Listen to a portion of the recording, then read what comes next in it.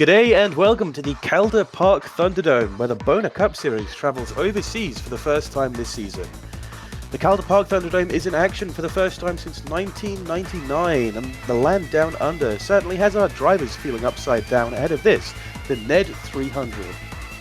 Now, this oval looks pretty normal by all means from above, but the biggest difference is that where the rest of our ovals turn left, the Thunderdome turns right. And the fact of the matter is, there is just no track elsewhere that's made the drive like Calder Park. Well, the Thunderdome looks quite similar to one of our normal racetracks. So you turn right is a very unique challenge, no matter what. It's 1.8 kilometer racetrack, or 1.1 mile if you're American. Well, as I alluded to, the drivers are really going to struggle here. They've not had a lot of practice. This track hasn't run in over 25 years, and the prospect of just turning right instead of left does sound easy, but these cars have had to essentially be flipped around, everything redone to fit this racetrack. I don't think any of the drivers are going to know what they're going to be driving when the green flag drops. Well, one person that might have an easier time than most is not really a home driver. He's from New Zealand, but Van Gisbergen is used to the atmosphere. His time in supercars, sporting a throwback to his first championship in the series.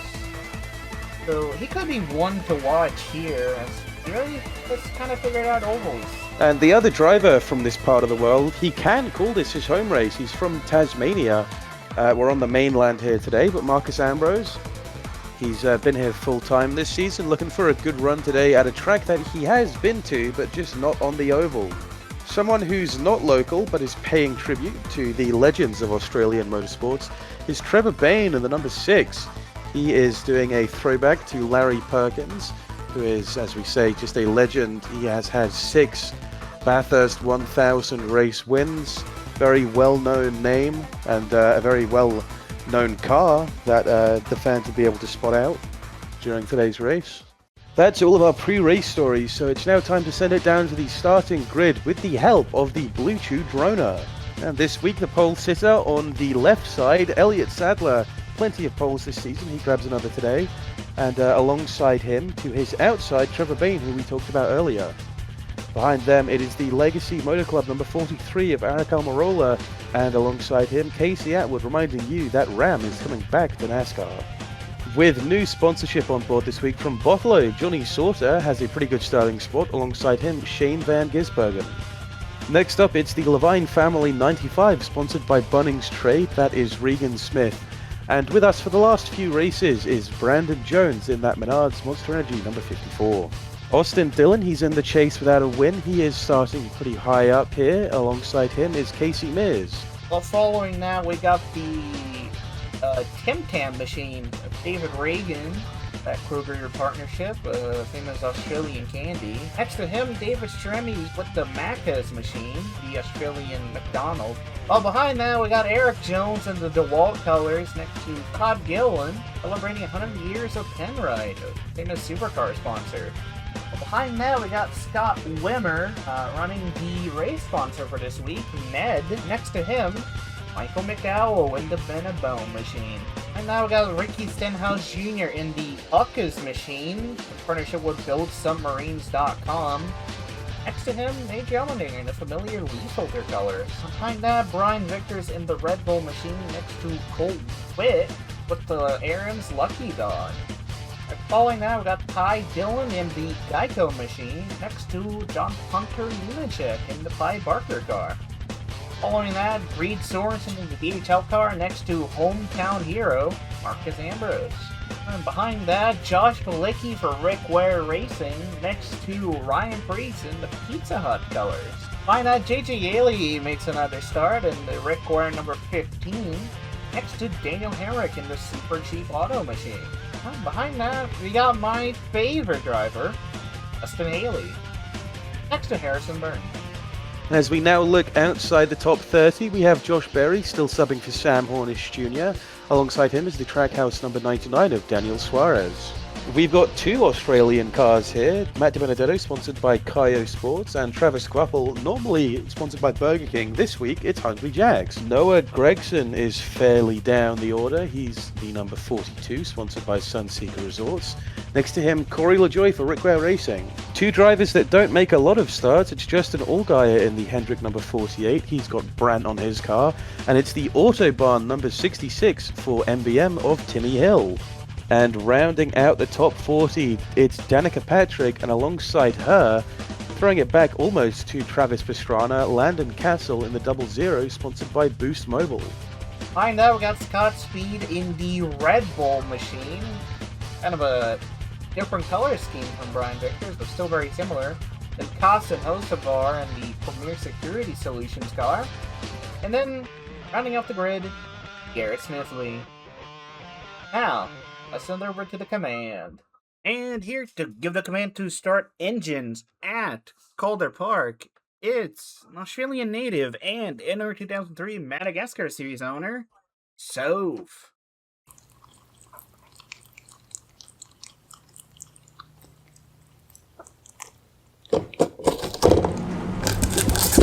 Alright, fantastic command as always from the Bonacart Series people. Even while down under.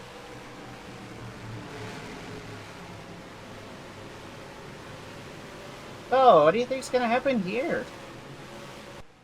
It's a saying comes to mind that the only thing that's for sure is that nothing is for sure.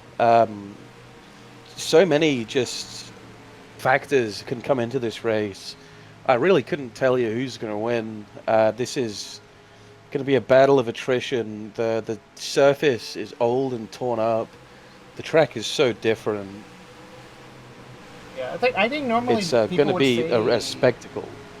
Yeah, I think normally people would say that the only thing that's for certain is that cars would turn left, but not even that's true here. So yeah, we're going to be turning right very shortly. The pace car makes the hard right. Coming up to the Geico restart zone, even down under. And we are underway here at Calder Park. And it's going to be Sadler on the inside. That gets a pretty decent launch. Bain is right there. Bain moves way up. You see the amount of banking here on this track. That's as there's cars slightly... Almost similar to Rockingham in a way, just a little bit longer. Yeah, cars are stacked up a little bit. We're going 3-4 wide. You see, that's Brandon Jones, Van Gisberg, and Atwood. They're all close together. As it's actually... Is that Johnny Sauce that comes up there? No. I'm seeing things. I think it is Jason Mears? Elliott Sadler leading the pack right now. Oh, Shane Van Gisbergen. Oh, he's getting aggressive. Got a little loose. But dive up the inside of Brandon Jones. That's the winner on the season. Yeah, well, a winning number with, of course, Brent Cruz at Portland. Brandon Jones yet to win. Yeah, Elliott Sadler is... Van Gisberg. Yeah, Elliott Sadler and Shane Van Gisberg are the only multi-time winners on the season, but the 54 for Joe Gibbs is also a multi-time winner. So, really good fortune for that car. Yeah, it's going to be interesting to see what happens when Ty Gibbs gets back into that seat. We're expecting him in the next two races, I believe. Iowa is when he's coming back. Yeah, I'd say he has something to prove, but not really. Challenging 3 wide down this backstretch. Mears on the inside. They're going to sell out to 2 wide again, and Brandon Jones is ahead of them. And there's the 40, David Stremme making his way up here. Yeah, and that Macca's machine. Todd Gilliland also following him. Stremme, another driver who has not been able to do too much this season. Stremme's an odd driver, because, I mean, he was in the chase, he won a race, so he is in the chase. But besides that, he's just not really done anything. He's not been super flashy or anything like that. Well, it shows you the fortune of the chase, really. We're still doing win and you're in. and he has won. There's not a lot he needs to do until the chase gets underway. It's a lot of just, as we said with Justin Haley in the pre-race, it's just turning laps, making sure you're here. And maybe get some bonus points. Get yourself in a better position. Yeah, they all help going into the chase. You want to be as high as you can. As speaking of Todd Gilliland looking to make a move on the 88. But it looks like the sort of middle lane is where you're getting the max speed out of turn 2. There's some multi-group racing here. Another A little bit of single pass. file before. Yeah, that's Jones, McDowell, Brian Vickers. They were there. AJ's kind of in the middle of a sandwich here. Yeah, it's amazing how close these cars are together. This is very reminiscent of just short track beating and banging. We are just over a mile in length, so it is on the there's not a lot side, of room. Yeah.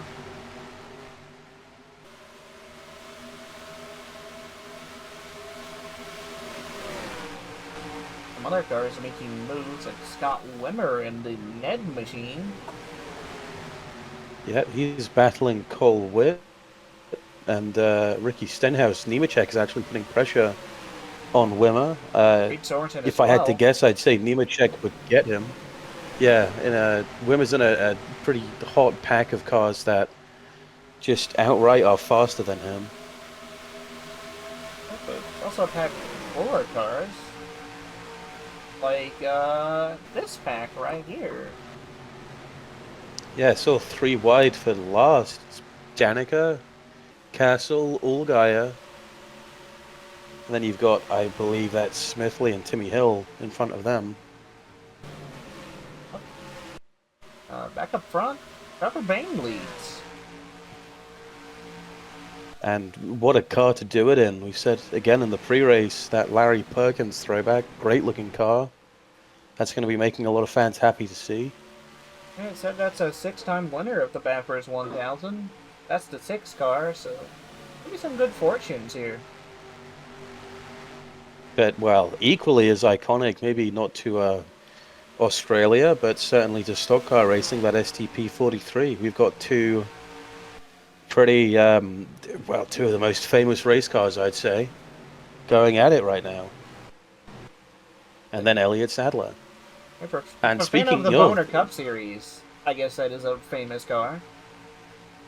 I'm surprised to see his teammate Casey Atwood up here. He's doing good right now, holding down 4th at the minute.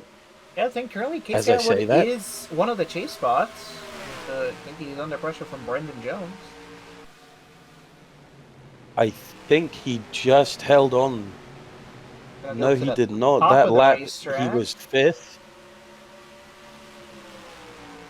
And this is going to give a chance for Casey Miz and David Stremme to catch up and make the move. Top 5 is going to be really important in this race. Yeah, it's kind of a weird scenario that Brent Jones isn't really racing for points, so do you want to fight him? I would say you do. I'm just not sure when. It's not ideal to just sort of stay behind and pace behind someone for the distance of a race, but if you're trying to think of how safe your position can be, obviously it's not very if you're Casey Atwood, because he's just been passed by Casey Miz. I think he does want to get past Brandon Jones and just let that car that's not important essentially slip to the back. And I think Brandon Jones also wants to get past Elliott Sadler if he could. I think maybe Eric Amarola wanting to make a move. Yeah, he had a peek on the inside. He's going to look sliding that thing through turn 3 and 4. Yeah, maybe getting loose in that 6th is Trevor Bayne. Yeah, these drivers still maybe not used to turning right, although they're doing a good job of it. Well, someone who is used to turning right is Shaman Gisbergen.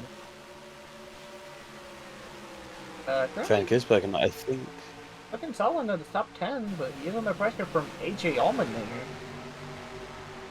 Yep, former teammates in the O'Reilly series in 2024.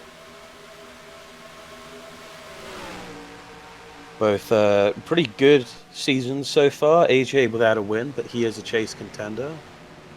And as we said earlier, Van Gisbergen 2 wins on the season. So far, also good on road courses. David Reagan in the Tim Tam car. He's getting closer and closer each lap. Still got that little hornet's nest of Vickers, Jones, McDowell. They're fighting hard still. Johnny Sauter joining in. Yeah, all four of these guys are kind of an island of their own. And looking at the ticker, Almirola has passed Trevor Bayne for the lead. That's certainly what it says. Is that true? Yes, it is. And Sadler's getting past Bayne as well. Maybe not the best of long run speed from the 6, but... Yeah, well, we have no idea what pit stops are going to look like. We're coming up to lap 20, which is going to be just under a quarter of the way through this race. So I'd imagine pit stops will be coming sooner rather than later. We tend to see sort of 2-3 pit stops each race. Indeed we do. For Brandon Jones trying to make a move? He's sticking to that lane, but it's not the exit he wanted. Sadler was there, so you can't gas it up straight to the wall as you would in a qualifying run. That's Austin Dillon getting past Casey Mears. They're back to being wheel to wheel.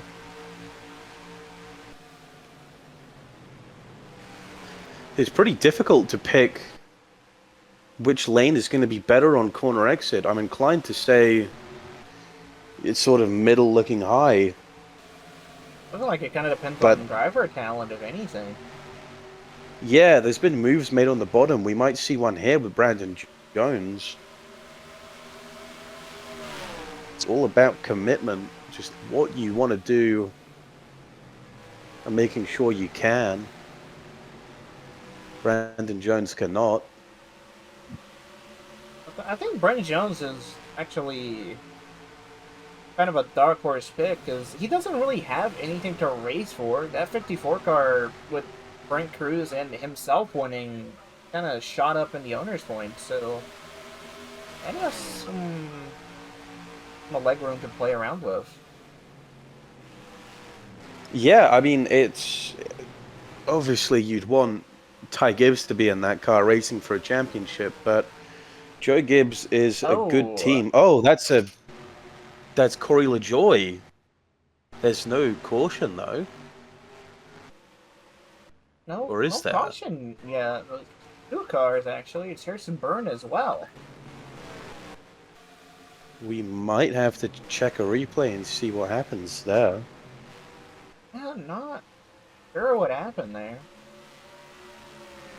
They're still on track. The leaders are going to come up and look to pass them. Smart move by pit, so does Harrison Byrne. Yeah, smart move by those two. Alright, caution is out now. And yellow's out. Okay then, well that track. Something like that. That's going to be a good opportunity for these guys to pit and start it back up again. Oh, also got an opportunity to take a look at a replay. Yeah, well, we're taking a look at a replay here. We see Corey LaJoy, Harrison Byrne, Noah Gregson as well. And Benedetto kind of jumped in front of that 51 and hard into the wall. It's a really hard hit for LaJoy and Burton there. Yeah, Byrne looks nearly okay, front first into the wall. Corey LaJoy looks to be done for today immediately. I'll see here an onboard from the DK Racing 73 of Travis Squampel, and you see Corey LaJoy kind of just comes up the track and gets turned after getting kind of blocked by the 32. That's going to put an end to his day. Well, the yellow flag is out, the cars are pacing on track, so there's not much of a better opportunity to send it to some commercials, and we'll get back racing soon. What's one word 2 million Australians think of for insurance?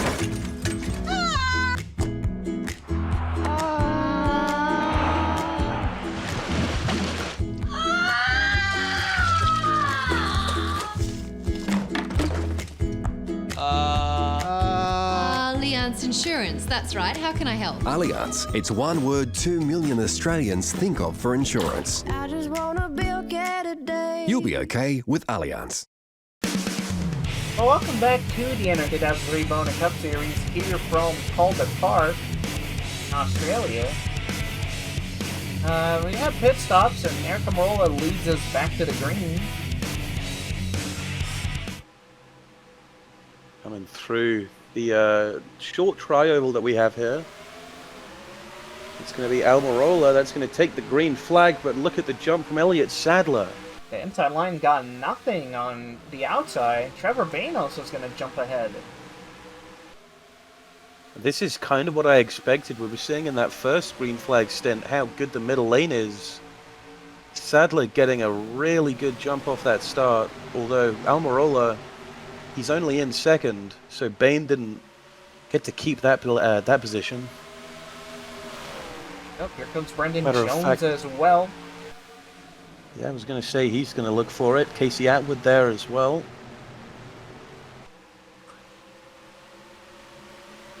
And a lot of cars still side by side. Looking in a pretty good position right now. Making it 3 wide. Bain up top, nearly slides into him. Yep, and Brendan Jones will take the position, but I think Casey Atwood is not going to be out of it yet. Yeah, Atwood's going to be setting up a big move through 1 and 2 here. See how deep he can send it in Oh, compared to Brandon Jones. and he is passed, but here comes Trevor Bain. Yeah, Bain doing exactly what he should. Hang on to that rocket and then let loose. Once you're in the right spot, that's another position for the moment. As Elliott Sadler unchallenged for the lead at the moment. Ticker says about a 10th. That's less than a car length between them. Almirola could have another shot at it. He's trying to look into a move here, but he's going to sit behind him. Maybe if he can You get a can't run blame out of him. this corner. Maybe try to do something to turn 1. Yeah, the run is the most important part. You can try and intimidate all you want, but Well, nearly a he's bumper going to there. look to the inside. That's a better exit than I would have thought. Look at that. I can kind of dive it into the corner. And he is clear, but not by a lot. Fella might be able to kind of counteract that. I imagine he would. You're going to see. There you go. Top of the Just racetrack. that and send he straight is in. Back through. But at least we know now. I mean, that inside worked perfectly. Almirola just needed to be more defensive, and he would have kept that lead. But maybe Almirola didn't want to risk it too much, because even if he is second in points, if Elliott Sadler has any sort of issues at any race of the season, he could be the regular season champion. Just a Yeah, this massive is bonus actually- points. Yeah, I didn't actually realize that. These are the top 2 in championship standings. This is great to see right now. But in Casey Atwood, another chase contender as well in the top 3. Yeah, Atwood certainly wants to try and climb up the points. He's in normal championship points. He's 9th right now, so by all means, he's not up there at the top, but he's not at risk of going below the top 35 or anything like that. Well, Sadler might be at risk of losing his spot here, but he's going to do his typical move of sending it in the corner. There he goes again. Yeah, just going to the well one more time, and it's Atwood who is following him, trying to get that draft. Bain there as well. I mean, if Almirola isn't careful, he might be able to also get passed by Casey Atwood as well. Almirola needs the gap so that he can move up into that middle lane. He's Right not now, able he's to just clear stuck him. where he is. It's a good exit. again from Almirola, Side by but side, not between enough 3 to and get the 4. lead. And once again, be really close to being clear, but just not quite. Yeah, Look at this Brendan is Jones as well. fascinating racing right now.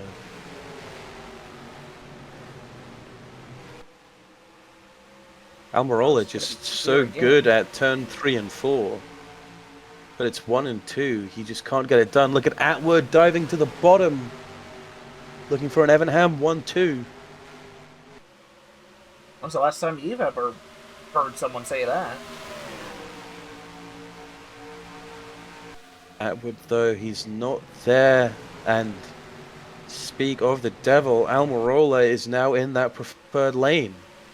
Brandon Jones trying to hitch a ride, but Atwood blocks.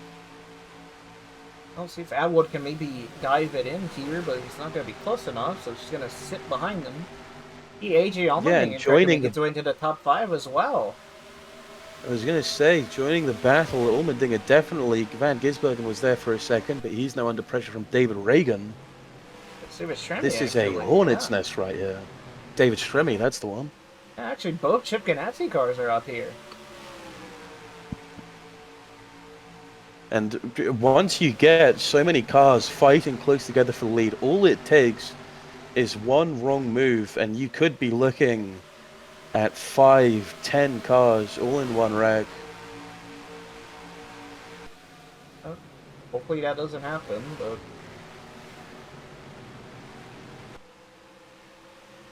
Yeah, Atwood gets clear of Brandon. Actually, not quite. Here come also trying to make a move. Maybe he can finally do it here.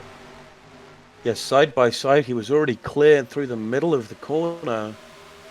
And he's fully clear now. Almirola's going to have the choice of lanes. And he is... Yeah, he's gone for the middle. Jones got past Casey Atwood as well, so both Evernham cars losing position. But Brandon wants to be clear of Sadler as soon as possible, which he might get here. You don't want to be in a sandwich with another team, because Sadler could very well just slow him down, and that's position for Atwood. Now, I don't know if Sadler would, because he's already nearly half a second behind Almirola. He's obviously going to be fighting for the lead. I think Brendan Jones But wants so to is lead Brandon even Jones. more. There he goes. Yeah, so we're another 10-15 laps into this stint.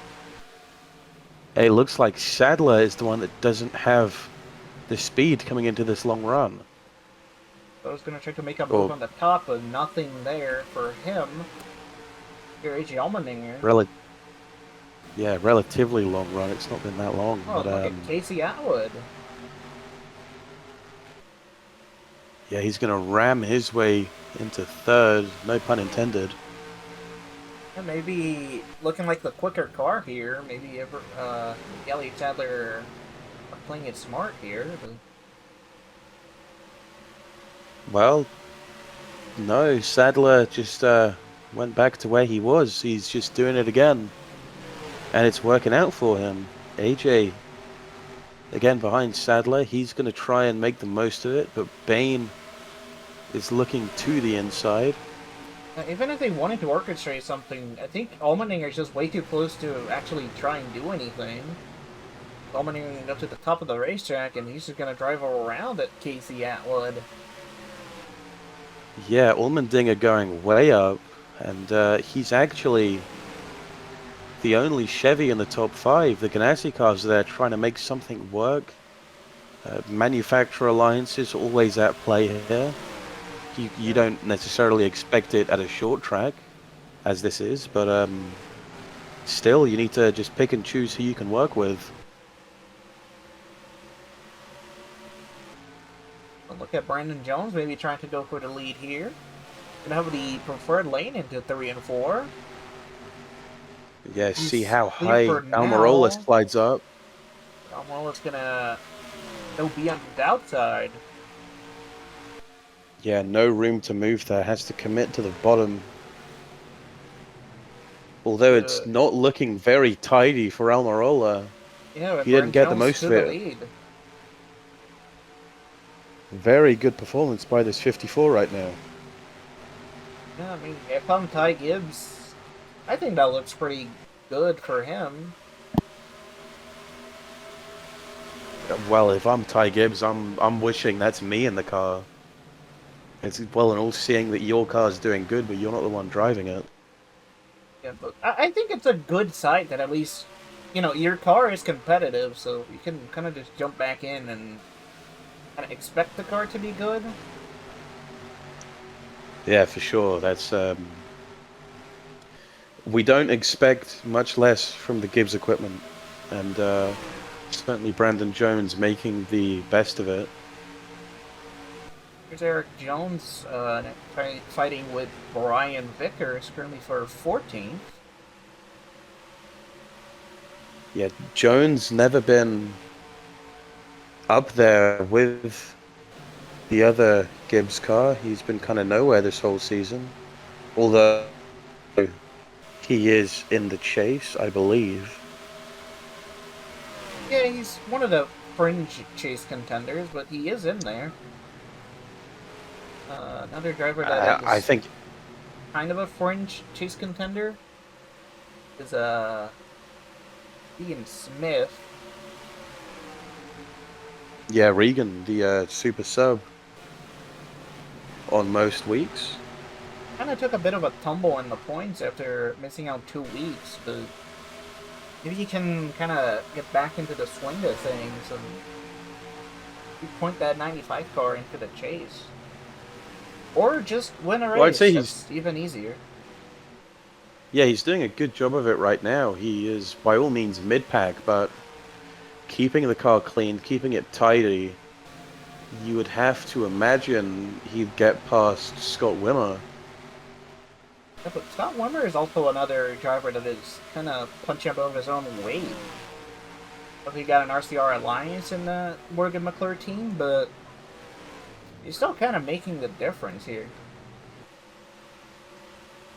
Yeah, I feel like most weeks we sort of talk about Scott Wimmer and the fact that, yeah, he is in an underfunded team, but he's just doing so good in that car.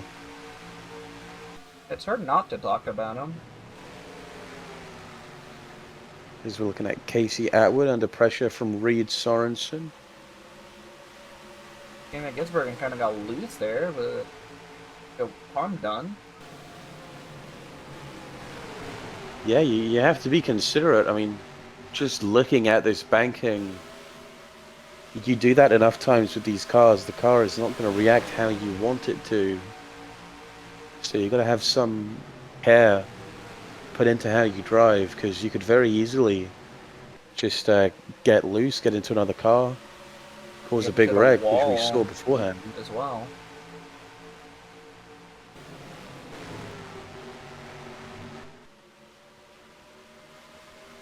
So top 4 altogether. All About in a a car length blanket. between each car. Yeah, I wonder Burn Jones is kind of taking it a bit easy just to save some tires or some fuel. Yeah, we said we don't really know the fuel mileage these cars can get, so we're looking at just over 30 laps to go. Yeah, I think we restarted on around lap 27 or 28, so if they pit now, I'm sure they can make it to the end. Yeah, I'm guessing they would have to pit now. I don't think anyone could make it from the last pit stop. It's just going to be a question of when and who takes it first. I think it's Elliott Sadler taking it first. There he goes. Low, so does David Stremme. A few other cars as well. Yeah, so we're going to have to watch where they come out. Chase Atwood in the pits as well. Missed that. So we'll see. Yeah, I mean, the track is fast, but I don't think the track is going to be fast enough to where Brandon Jones, if he did stay out, could put a lap on the guys that pit. It's Jones, Almirola, Full pit as well. Garrett Smithley as Casey well. Miz is staying out. No, he's not. He was just coming Oh, in that's fast. Cole That's Witt Cole Witt. staying in now. That's the Aaron's lucky dog. Okay, then. Well, he doesn't really have anything to lose. I guess he's taking the fucking lap sled. Yeah, nothing wrong with lap sled. It's a good statistic to have. It'll certainly make you look a little better. Yep, going low now, so here he goes into the pits. Might even be able to lead this I feel lap like- well in the pit lane. You hear Elliott Sadler. I think he is a lap down on the 35. Yeah, and cars starting to come out of pit lane. So the question is, where will Sadler Brandon rejoin? Jones is the highest of those cars that pit. And there's Elliott Sadler. Coming in very hot, but not hot enough to challenge for the lead. It's going to be back to second. But they did gain a massive gap on Eric Almirola. Casey Atwood as well. Gonna gain some spots. Yeah, with the amount of cars that pit there, there's obviously a lot of traffic in pit road. I would guess that Almirola just not having the best time. There's Cole Witt going to go a lap down, I think. I would guess. Maybe It not, is Cole Witt. actually. It might be around where he was before, which is around the 20th position or so. Yeah, looks like it. I'll have to wait for pit cycle to cycle out. But it is Brendan Jones leading still.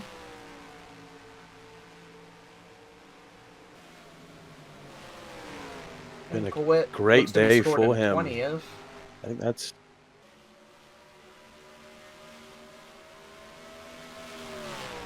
Yeah, Well, so it's not the worst said outcome before. for Cole Witt. That was said before. I mean, if you're Elliott Sadler, do you really have a reason to fight Brendan Jones here? I mean, if he wins this race, technically you still get max points on everyone else. That car's not really going for points. I think you always have to come in with a competitive mindset of you want to win. Second isn't good enough. When you're in a position like Elliott Sadler, where you've already won twice, you have an opportunity to win for a third time. Why not just try and maximize the regular season, get a gap as big as possible for the chase so that you're as comfortable as possible. Does have a gap on Eric Almirola, who's his nearest points competitor.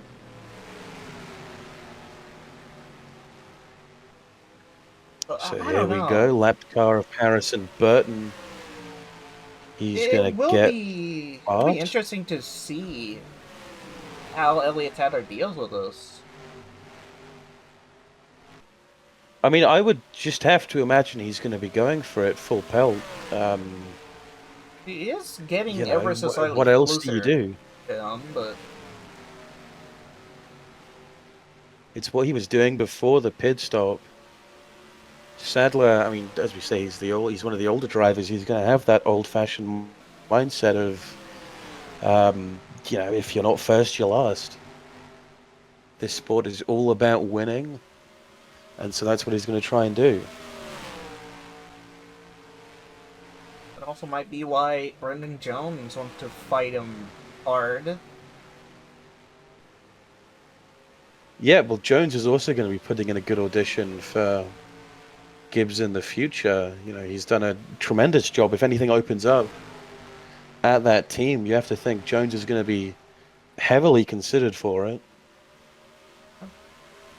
As if he's not busy with his O'Reilly Auto Parts campaign.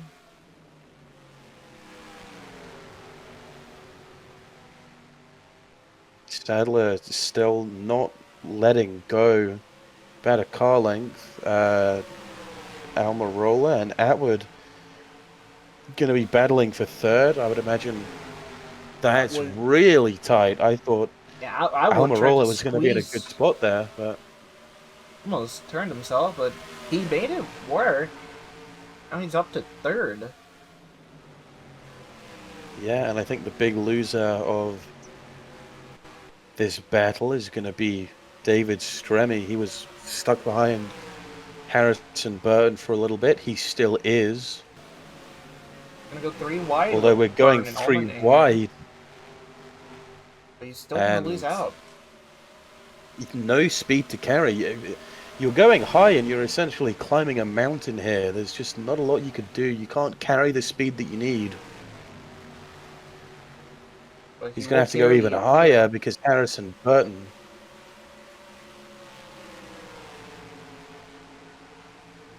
Got Trevor Bayne and Austin Dillon.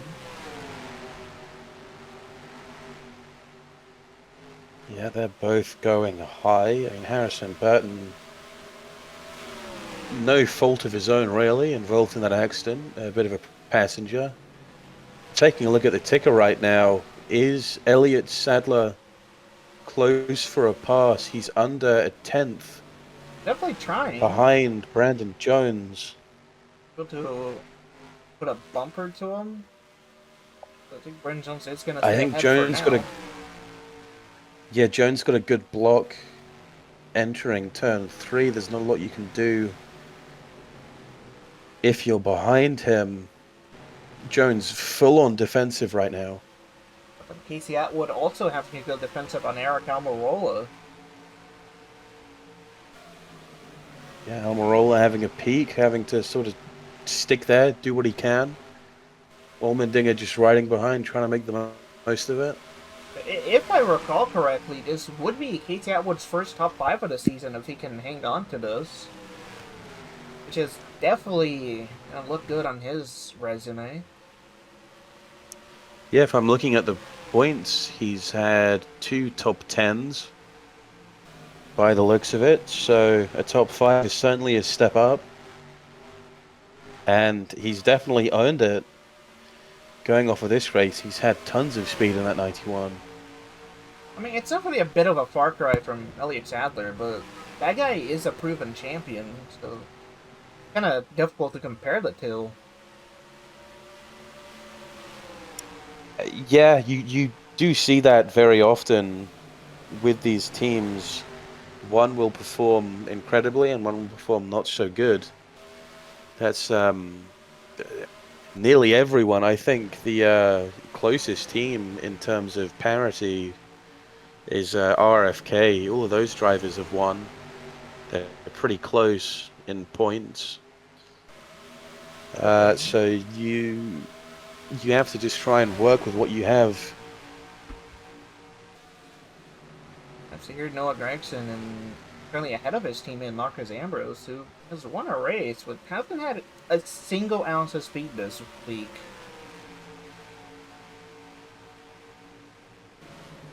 Yeah, I think Ambrose is probably just taking the position of happy to be here. We came into the season thinking he was going to be a full-on road course ringer, and I believe it was Nazareth where he got his win. So not a traditional oval, and I suppose that's the same as here. We're turning right and not left, but not been able to do as good as he did there. I mean, he's done good at the road courses, but he's kind of just had nothing for the likes of Elliott Sadler or Shane Van Gisbergen, being A.J. Allmendinger as well. Yeah, I mean, there's so many factors that could come down to. You're looking at team performance as a whole. Legacy have not been there. They do have a third car, which we haven't seen qualify for this race. Brian Scott. The last time I remember seeing him is like Daytona, but I'm sure he's made other starts. I could not tell you what his last start is. So, I Tony mean, yeah, Sauter- Legacy, they certainly look the part. They have Eric Almirola at the front, but the rest of the Portman team is- not up They to have par. sponsorship as well. Yeah, someone else kind of struggling is Johnny Sauter compared to his teammate Austin Dillon, and even Paul Menard when he does his starts.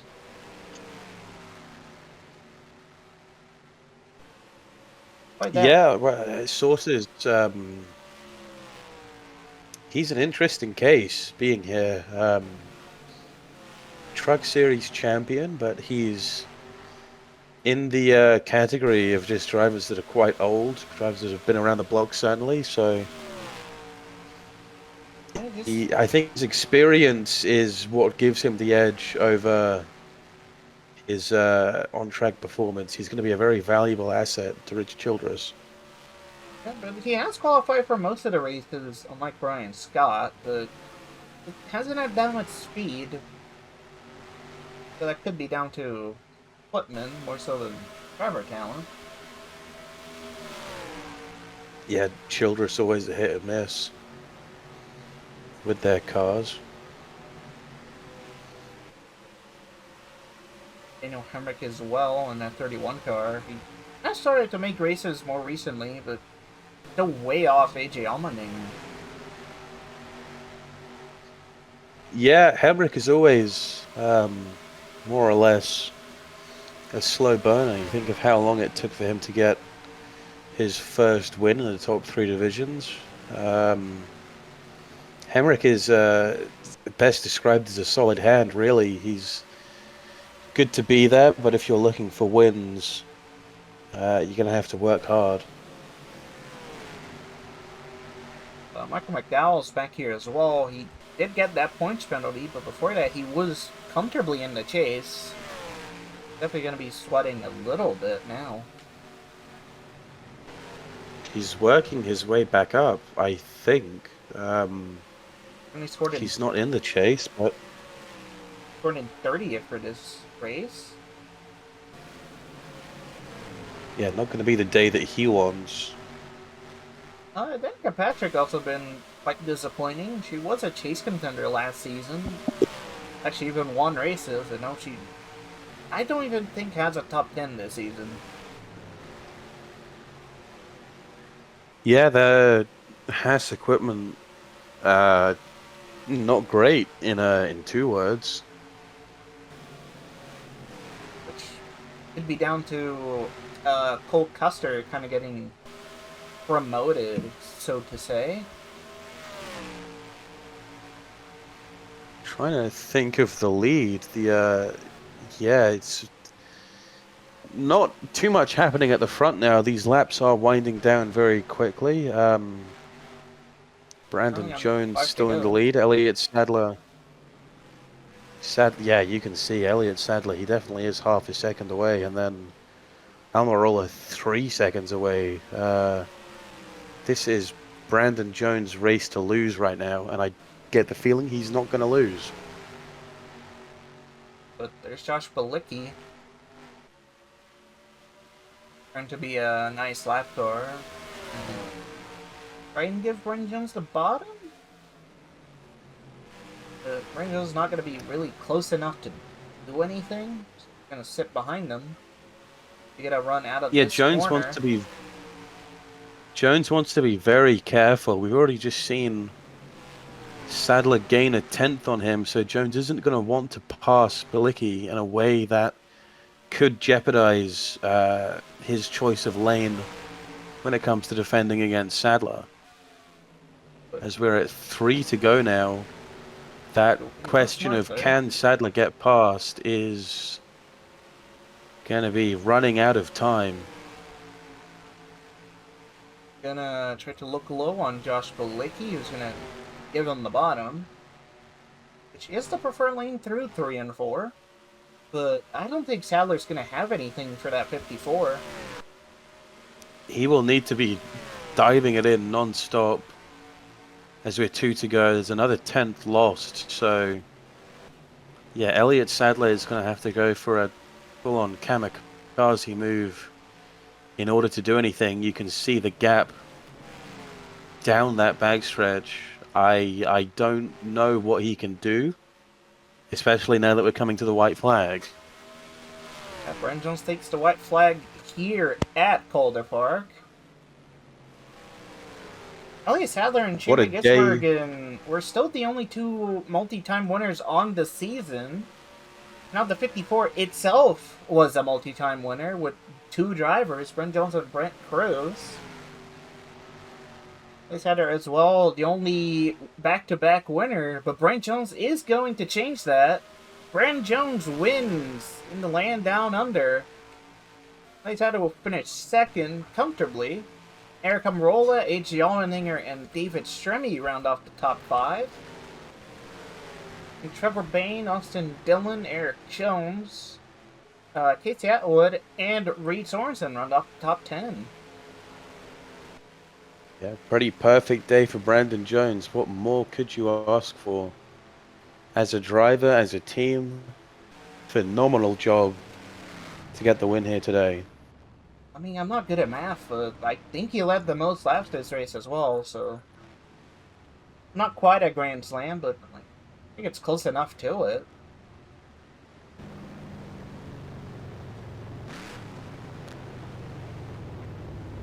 Gonna see that 54 burning down. That's been a pretty calm race, all things considered.